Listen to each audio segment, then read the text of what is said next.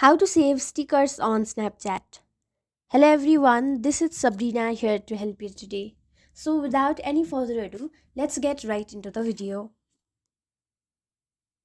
So first, launch your Snapchat and simply take a picture like this, and then you will see scissor icon. Tap on it. Then you can either choose to draw free-handed or use the shape from here